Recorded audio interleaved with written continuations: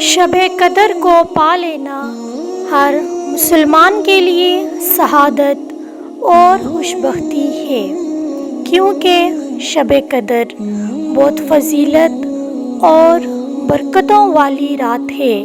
احادیث مبارکہ میں اس کی بہت سی فضیلت بیان کی گئی ہیں۔ ایک مرتبہ حضرت عائشہ رضی اللہ عنہا نے نبی کریم صلی اللہ علیہ وسلم سے پوچھا کہ اگر میں شب قدر کو پا لوں تو میں اس میں کیا دعا کروں؟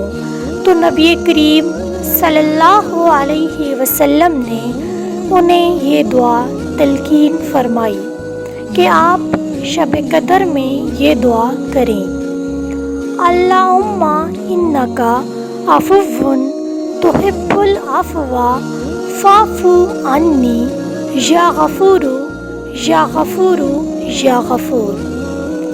یہ دعا لگاتار پڑھنی ہے یا 3 مرتبہ بھی پڑھ سکتے ہیں۔ یوں تو شب قدر ہر آخری عشرے کی 5 طاق راتوں میں تلاش کرنے کا حکم دیا گیا ہے، لیکن شب قدر کے زیادہ امکان 27 رمضان کو ہوتے ہیں۔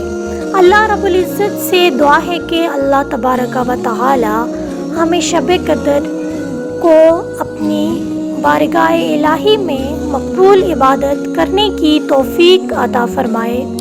آمین ثم آمین۔ کمنٹ میں آمین ضرور لکھیں۔ جزاک اللہ خیر۔ اللہ نگہبان۔